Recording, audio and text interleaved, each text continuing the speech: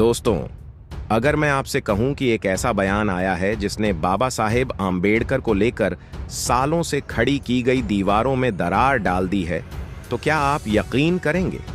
अगर मैं कहूं कि यह बयान उस व्यक्ति की जुबान से आया है जिसका नाम सुनते ही लोग अक्सर आम्बेडकर की सोच के बिल्कुल उलट खड़ा कर देते हैं, तो जी हां दोस्तों, हम बात कर रहे हैं आरएसएस प्रमुख मोहन भागवत के उस बयान की जिसने राजनीति से लेकर समाज तक हर जगह हलचल मचा दी है। यह सिर्फ तारीफ नहीं है, यह सिर्फ औपचारिक सम्मान भी नहीं है।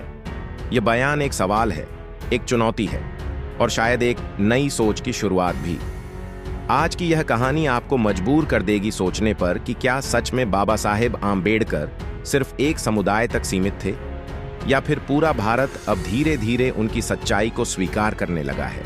वीडियो को अंत तक देखिए, क्योंकि जो बात आखिर में सामने आती है वह आपकी सोच बदल सकती है। तो दोस्तों, हमारी आपसे एक ही विनंती है, अगर आप चैनल पर नए हो तो चैनल को अभी के अभी सब्सक्राइब करो और वीडियो को भी लाइक कर दो और वीडियो अपने दोस्तों के साथ शेयर कर दो।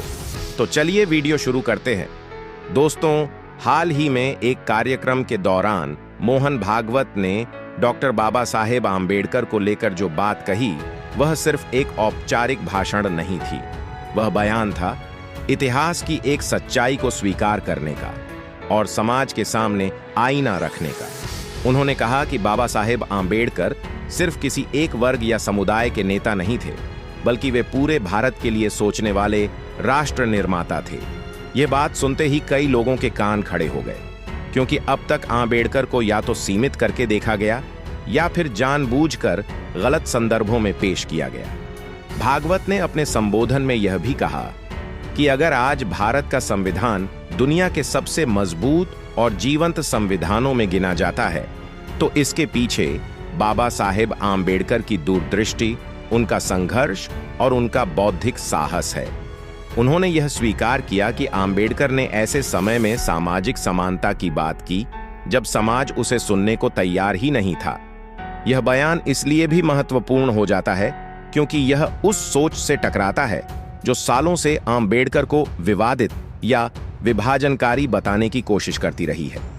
दोस्तों, मोहन भागवत ने आगे कहा कि बाबा साहेब आम्बेडकर का सबसे बड़ा योगदान सिर्फ संविधान लिखना नहीं था, बल्कि समाज को यह समझाना था कि बिना समानता के राष्ट्र मजबूत नहीं हो सकता। उन्होंने कहा कि राष्ट्रवाद का मतलब सिर्फ झंडा और नारे नहीं होते, बल्कि हर नागरिक को सम्मान और अधिकार देना ही सच्चा राष्ट्रवाद है। यह बात सुनकर कई लोग चौंक गए, क्योंकि आमतौर पर आम्बेडकर और राष्ट्रवाद को एक साथ रखकर देखने की आदत समाज में कम ही रही है। भागवत ने यह भी कहा कि बाबा साहेब ने जिन सामाजिक बुराइयों के खिलाफ आवाज उठाई, वे आज भी पूरी तरह खत्म नहीं हुई हैं। उन्होंने साफ शब्दों में माना कि छुआछूत, भेदभाव और जातिगत सोच आज भी किसी न किसी रूप में मौजूद है। और अगर हम सच में बाबा साहेब का सम्मान करना चाहते हैं, तो सिर्फ उनकी मूर्तियां लगाना या जयंतियां मनाना काफी नहीं होगा, उनके विचारों को जीवन में उतारना होगा। तो दोस्तों, सवाल यह नहीं है कि मोहन भागवत ने बाबा साहेब पर क्या कहा, असली सवाल यह है कि हम क्या समझते हैं और क्या अपनाते हैं। क्या हम बाबा साहेब आम्बेडकर को सिर्फ एक नाम बनाकर छोड़ देंगे या उनके विचारों को सच में अपने समाज की नींव बनाएंगे? फैसला हमारे हाथ में है। दोस्तों, मैं आपको बता दूं, इतिहास के साथ सबसे बड़ा अन्याय तब होता है जब किसी महान व्यक्ति के विचारों को तोड़ मरोड़ कर पेश किया जाता है। डॉक्टर बाबा साहेब आम्बेडकर के साथ भी यही हुआ। बार बार यह कहा गया कि उन्होंने किसी जाति का विरोध किया, किसी धर्म का विरोध किया, किसी संस्कृति को नकारा। लेकिन अगर हम ईमानदारी से उनके शब्दों, उनके लेखन और उनके जीवन को पढ़े, तो सच्चाई इसके बिल्कुल उलट दिखाई देती है। बाबा साहेब ने कभी किसी जाति, किसी धर्म या किसी संस्कृति के खिलाफ नफरत नहीं फैलाई। उन्होंने जिस चीज का विरोध किया वह था जातिवाद, एक ऐसी मानसिकता जो इंसान को इंसान नहीं रहने देती। दोस्तों, बाबा साहेब आम्बेडकर का संघर्ष किसी भगवान के खिलाफ नहीं था, किसी पूजा पद्धति के खिलाफ नहीं था, किसी परंपरा के खिलाफ नहीं था। उनका संघर्ष उस सोच के खिलाफ था जो जन्म के आधार पर इंसान को ऊंचा या नीचा घोषित कर देती है। वह सोच जो कहती है कि किसी को पानी छूने का हक है और किसी को नहीं, किसी को मंदिर में जाने का अधिकार है और किसी को नहीं, किसी को सम्मान मिलेगा और किसी को सिर्फ अपमान। बाबा साहेब ने साफ कहा था कि समस्या धर्म नहीं है, समस्या है धर्म के नाम पर इंसानों द्वारा बनाई गई असमानता। उन्होंने बार बार यह समझाने की कोशिश की कि हर संस्कृति तब तक सुंदर होती है जब तक वह मानवता के साथ खड़ी हो।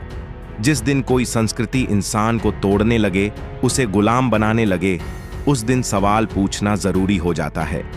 बाबा साहेब ने सवाल पूछे, लेकिन नफरत के साथ नहीं, तर्क के साथ। उन्होंने तलवार नहीं उठाई, उन्होंने किताब उठाई।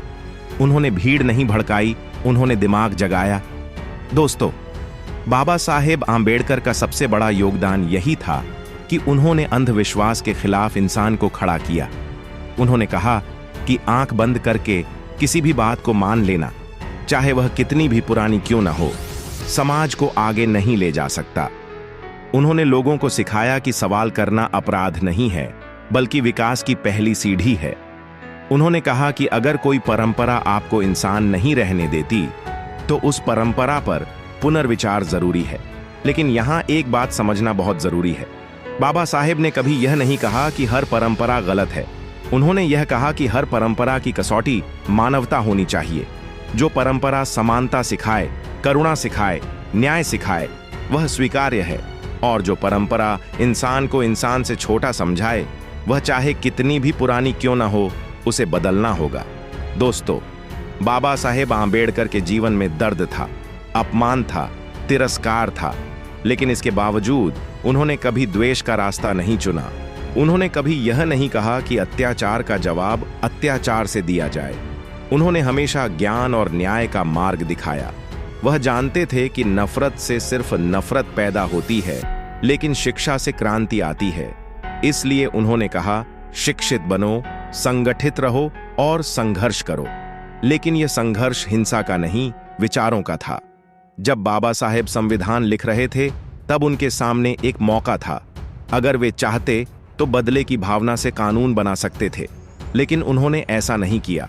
उन्होंने ऐसा संविधान दिया जो हर भारतीय के लिए समान अधिकार की बात करता है, चाहे वह किसी भी जाति, धर्म या समुदाय से क्यों न हो। यह दिखाता है कि उनके भीतर कोई कटुता नहीं थी, बल्कि न्याय की गहरी समझ थी। तो दोस्तों, आपके इस विषय पर क्या विचार है, हमें कमेंट करके बताइए। और अगर वीडियो पसंद आया हो तो वीडियो को लाइक करके चैनल को सब्सक्राइब जरूर करें और बेल आइकॉन प्रेस करें। मिलते हैं किसी और वीडियो में। जय भीम, जय भारत, धन्यवाद।